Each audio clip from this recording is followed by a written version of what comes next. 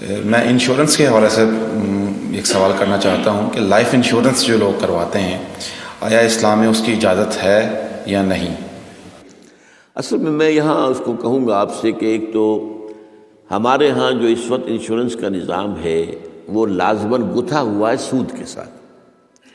لہذا اس شکل میں جو اس وقت انشورنس ہو رہی ہے وہ تو حرام ہے، اس کے حرام ہونے میں کوئی شک نہیں ہے۔ البتہ یہاں پر پیور انشورنس کی بات اگر کی جائے جس کے اندر کہ کوئی سودی معاملہ نہ ہو، کیونکہ وہ پھر انویسٹ کرتے ہیں اور اس کا بھی پھر وہ جو ہے وہ نفع دیتے ہیں، وہ سب کچھ ہے، وہ سارا معاملہ ہے۔ اسی لیے جس نے کوئی بڑا بینک بنایا اس نے 7 انشورنس کمپنی بنا لی، حبیب بینک بن گیا، حبیب انشورنس کمپنی بن گئی، وغیرہ وغیرہ۔ آدم جی بینک تھا، آدم جی انشورنس بن گئی۔ البتہ یہ ہے کہ جہاں تک ایک مثلاً یہ کہ ایک انشورنس اس طرح کی ہے کہ چند تاجر جو ہے وہ بیٹھ کر طے کر لیتے ہیں کہ بھائی ہم اتنا ماہانہ ہم سب جمع کریں گے تاکہ ہم میں سے اگر کسی کو بڑا لاس ایک دم ہو جائے تو ہم اس کو کمپنسیٹ کر کے اپنے پاؤں پہ کھڑا کر دیں، تو اس کو کوئی حرام نہیں کہہ سکتا، جائز ہے۔ یہ تو ایک کوآپریشن ہے، کوآپریٹیو ایک آپ نے بنا لی ہے، اس کوآپریشن کے حوالے سے اس کو کون حرام کہے گا؟ یہ لائف انشورنس کا معاملہ جو ہے اس میں آ جاتا ہے ایک چانس اس نوعیت کا کہ آپ نے انشورنس کرائی ہے، 10 لاکھ کی انشورنس لی ہے،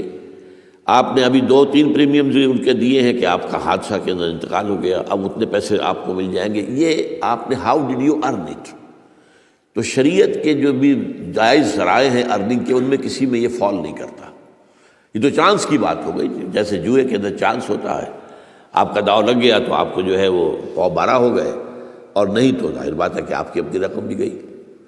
اسی طریقے سے یہ ہے کہ اگر وہ آپ نے جتنا بھی رقم جو ہے دی ہے وہ ہو سکتا ہے کہ وہ آپ بالکل ٹھیک ٹھاک اس وقت تک رہیں۔ میں پورے نظام کو چونکہ جانتا نہیں ہوں، اس لیے میں اس میں رائے ویسے دیا نہیں کرتا۔ اس میں میرے بیٹے سے آپ ذرا بات کر لیجیے کسی وقت آ کر، جنہوں نے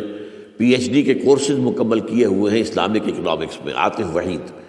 تو وہ ہمارے وہاں قرآن اکیڈمی میں بیٹھتے ہیں، تو کبھی دن میں آ کے بات کر لیجیے۔ لیکن یہ چند باتیں وہ تھیں جو میں نے آپ کے سامنے، جو میرے سامنے واضح تھیں، وہ میں نے واضح کر دی۔